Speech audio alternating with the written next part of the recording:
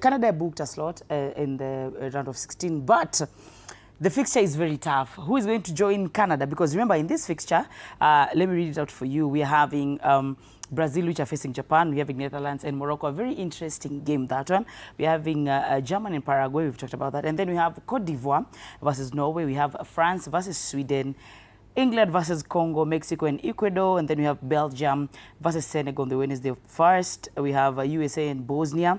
Spain and Austria, and then we have Portugal and Croatia. We have Switzerland versus Algeria, Australia versus Egypt, and then I don't know what Nekangaji is the game. Argentina versus Cape Verde, and then Colombia versus Ghana. Remember Ghana?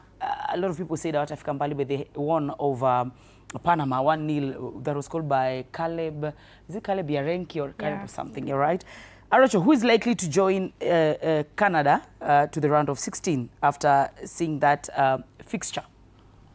Well, I feel that Senegal from Africa is going to make it through. With the risk of being infamous, I'm looking at Cape Verde making history. It's another country that has proven that resilience pays. This is a team that 10 or so years ago were in the same rank with Kenya, with Harambee Stars. So the development they've had, though most of their players play outside their country, and this is an advantage to teams that were colonized by the French and the Portuguese, because they let most of their citizens from their colonies to get assimilated in their country. Unlike us in this region where we were colonized by the Europeans, who the British, who somehow, in my opinion, are making it not easy for the guys they colonized to get assimilated into their country. So this is why I feel Cape Verde have done so well, and most of West African countries, that is the Senegal, the Togo, the Cote d'Ivoire, most of these players are somehow having affiliation with Europe, where either their parents were assimilated into the countries that colonized them, and this gave them an opportunity to have an advantage in terms of infrastructure, in terms of the coaching levels, and that's why you've seen the influx of foreign-based players participating for Africa in this tournament. So, but having said that, I think we can just use it as an excuse from this region of Africa. We can just use it as an excuse. But once again, I talked about Senegal. I talked about Cape Verde. I feel DR Congo will give a good challenge, but they might miss it a bit, slightly. It's not easy.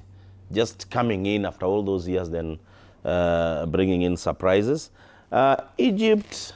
Initially, I never looked at Egypt as a strong contender to move even to the semifinals. But after they played their 3 matches, somehow I'm drifting towards having them as one of the strong teams from Africa. So all this combined, it just gives Africa an opportunity to go to the negotiating table and ask for more. I don't think Asia deserves anything. In fact, they should be robbed. Even the number of teams that the slots that they have for the World Cup. I think South America is also overrated, if you ask me. I think we also need to rob them one. And even Europe. They just need to explain why they should get more slots compared to Africa, going by the current results. You know, I hope we are going to maintain the percentage we have with our teams progressing as we move on, because that is the only way Africa can negotiate, because I believe we need more. Ms. Faith Kuria, which other teams do you think, which national teams can join Canada in the round of 16? At least about right now, imekuwa ni serious business. You're beaten, you go home. You're beaten, you go home. Now, if you've had the fixture, which other teams do you think can or might join Canada in the round of 16? Unfortunately, I don't think Ghana is one of them. I've watched them play very scrappy football. Good. I have not been convinced. Good. They are just kicking the ball all over, and I don't understand why Jordan Ayew is still in the squad. Thank you. They need to go back home and scout for more players, because I think there's a player who can do better than Jordan Ayew. I think other teams that can join in the next round, I think Morocco have a very good midfielder, Bouadi. Bouadi has been a standout for me in this tournament. And I think the whole squad has been very good. I think Morocco will surprise us. Also Senegal came in from a very tough group, and I think we haven't seen the best of them. And them being champions of Africa, I'm actually saying champions of Africa because as far as I'm concerned, Senegal won it. I think they're going to go to the next round. Egypt, just like he has said, it's another team just like South Africa. More players play in their home leagues. And I think they're also going to go to the next squad, to the next round. Algeria, I think Mahrez carries that team in his back. By the time when I talk kwa hii tournament, Mahrez will have to look for a doctor. I remember him from Gongo. I wasn't convinced by Algeria also. So I think Morocco, Senegal, Egypt. These are the teams that I think they're gonna make it to the next round. Let's talk about teams like Belgium. You can see to them wearing Belgium jersey. Do you see them making it to the next round? We have Belgium, we have Colombia, Norway. You know, the fixtures are very tough. First of all, you need to get rid of that jersey. I think because this team. This is just a uniform, by the way. These are disclaimers. It's just a uniform. Danko forced me. This team is just good on paper. Like, they have everything they need, but when it comes to the pitch, they do not deliver. Like, what is happening? But if they didn't deliver with the squad they had previously, I am not shocked that they are not delivering right now. So Belgium, I'm sorry to say, they're not going far. Colombia might actually scramble their way up there because they're playing really good. And they have a game today. Is it today? Colombia? But I think they're going to beat, I'm not sure which team they're playing, but they're going to go to the next round. For Colombia, actually, Colombia will be facing, it's facing an African team. Colombia is facing Ghana. Ghana, right? They're gone. Safe to say Ghana are gone. Yeah. Well, all right, before we move on next, I think Kenyans really love football, and we've got some fans from Taita Taveta. And we want to hear what they said about this World Cup. So far, which team they're supporting and who they see will win this FIFA 2026 World Cup. Mimi ni shabiki sugu sana mambo ya mpira. Nimekuwa coach kwa miaka mingi, nimekuwa pia referee. Na mpira huu wa wakati huu wa World Cup umekuwa ni kombe ambalo linang'ang'aniwa kwa hali ambayo ni ya kusisimua sana, kwa sababu timu zile changa ambazo watu wamekuwa wakiziona labda haziwezi, kidogo tunaona zikishitua timu kubwa kubwa. Kwa ule mpira wa jana kulikuwa na uhakika mkubwa sana wa South Africa kushinda Canada, lakini nafikiri pia kule kuwa kwamba unachezea nyumbani kuna nguvu yake, na South Africa walionyesha mchezo wao kwa umahiri sana na kufuatilia kwamba walikuwa wamefanya kuingia baada ya kung'ang'ana sana. Sisi tulitarajia ni kweli yale matokeo yangekuwa yana favor South Africa, lakini lile bao moja ni bahati mbaya tu. Ingawaje South Africa walikuwa wanaonyesha dalili kubwa sana ya kushinda kuliko Canada, kwa sababu tukiangalia possession ya South Africa ilikuwa juu kuliko ile ya Canada.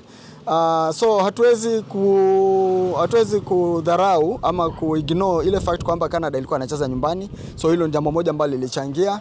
Pili ni kwamba labda South Africa kulingana na ule mchezo walionyesha, labda walionyesha dalili ama walijisikia kwamba tayari ni kama wameshashinda. Kwa hivyo kule kuzubaa kidogo tu, football ni 90 minutes. So kule kuzubaa dakika moja, sekunde moja tayari bao likafungwa. Na bao likishafungwa, kawaida timu kama mshaejua ni ngumu, ni nzito, inataka kuwafunga ama kuwapeleka mbio. Ukishafunga bao moja lazima utalilinda.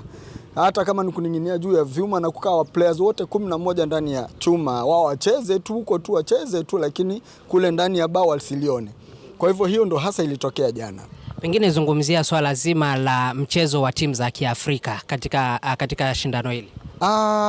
Tuna furaha kubwa sana na tunajivunia kuwa Waafrika kwa sababu kwanza labda tuache kuongelea kuhusu timu za Afrika, lakini sasa tuongee kuhusu Waafrika katika hili kombe la World Cup. Naweza sema Waafrika katika hili kombe la World Cup, wanaocheza hili kombe la World Cup ama kombe la dunia ni Waafrika 90%, asilimia 90 ni Waafrika. Ukienda nchi kama Ufaransa, almost 80%, 85% ni Waafrika. Ukienda England the same, Netherlands tunaona hakuna timu ambayo haina Mwafrika, ni chache sana ambazo labda ziko bila Waafrika. So lakini kuna zile timu sasa ambazo zinawakilisha nchi zetu za Afrika, ni kwamba tunajivunia sana hizo timu ambazo zilikuwa 10 ikabanduliwa moja tu, lakini sasa ya pili ndio hiyo jana imetokea, lakini uzuri ni kwamba walikuwa shafika knockouts. So timu 9 kati ya 10 zilikuwa zimequalify kuingia katika raundi ya 32. Kwa hivyo sisi bado tunayo tumaini kubwa sana kwamba hizi timu 8 ambazo zimebaki bila shaka zitafika katika kiwango hata kiwezekana wafike mpaka finali, angalau timu moja ya Afrika. Kwa hivyo tunajivunia sana kwa timu za Afrika, na maoni yangu ni kwamba labda siku moja labda FIFA iende ifanye tuite blanda kwamba waseme sasa tunataka tucheze intercontinental, wacha hii World Cup ya intercountries, let's play intercontinental. I'm telling you kutakuwa na shida. Pengine prediction yako ya leo itakuwa namna gani? Leo kunachezwa kati ya naona kuna Brazil na Japan. Hiyo ni timu ambayo kweli ina uzoefu. Brazil ina uzoefu wa kucheza World Cup. In fact wamekuwa hapo kwa mara nyingi zaidi hata kuliko Japan. Japan zao za kuhesabu tu. Lakini vile vile nilivyotangulia kusema ni kwamba hatuwezi dharau timu ndogo wakati huu wa World Cup. Tumeona kwamba mambo yamebadilika sana. Si kama zamani ambayo ilikuwa outrightly unajua timu ikiingia na Brazil hiyo inakula bao 8, 9, 10. Lakini sasa hii hatuwezi ignore kwamba Japan bila shaka watatikisa Brazil. Ingawaje ubashiri wangu ni kwamba Brazil itashinda. Okay, kwa majina naitwa Ibrahim. Hii World Cup imetufurahisha sana. Kwanza kabisa mimi ni fani wa Argentina, team Messi the GOAT mwenyewe. So kwa upande wa South Africa jana kutolewa, tunaweza sema imejitahidi kama timu ya Afrika imejitahidi sana, maanake sio rahisi. Wamejitahidi jana pia last minute, unajua sasa lazima mwingine afanye mistake ndo mwingine afunge bao nini. Walijitahidi wakafikia mahali lakini wakakuwa wamelemewa. Next naweza ongelea Ivory Coast. Ivory Coast ndio timu nimeona ambayo ni Afrika imejitahidi sana, wamejituma na labda pia wana uwezo wa kuendelea mbele wakiendelea na bidii, wakijitahidi defense, striking pale kuna kina Madialo. Najua wanaweza fanya mambo mazuri. Next kuna hii timu yangu yenye na support ya Argentina, team Messi the GOAT mwenyewe. Argentina wameweka na Cape Verde, na vile tunajua Cape Verde imecheza game 2. Wamecheza defense nzuri sana. But najua kwa uwezo wenye Argentina wako nao, najua wata-analyze hiyo game, wataangalia mistakes mahali wanaweza tumia opportunity na wakafunga Cape Verde. Najua tu Cape Verde hawataweza kustahimili ile pressure kina Martinez, kina Messi. Najua watajipanga vizuri. Zungumzia prediction ya timu za leo. Okay, kwa upande wa predictions ya timu za leo kuna Brazil, Japan. Tukiangalia Japan wamekuwa vizuri. Brazil pia striking force yao imekuwa vizuri. Lakini kwa leo mimi na predict Brazil watawin hiyo game, either labda kwa 2-1 ama 3-1. Najua watawin hiyo game. Next kuna Germany na Uruguay. Paraguay. Germany najua watafaulu kabisa. Hiyo game itakuwa rahisi kwao. Kwa jina naitwa Elisha Mimo, ni coach wa Polisi. Na reaction ya leo, tournament ya World Cup, mimi naona kama Brazil wata sail through leo na Ujerumani. Na kulingana na performance ya timu zetu za Afrika, wamejaribu. Kwa sababu kuingia katika round hiyo ya pili ni ngumu sana, lakini wamejaribu, wameperform vizuri, hawajalet sisi down. Afrika Kusini kutolewa. Afrika Kusini kutolewa kwa sababu ya walianza mechi vibaya, kwa sababu ya kwanza mechi alafu pewa red card 3 mara moja, inadidimisha morale ya players. Well, all right, let's move on now. Let's talk about the player of this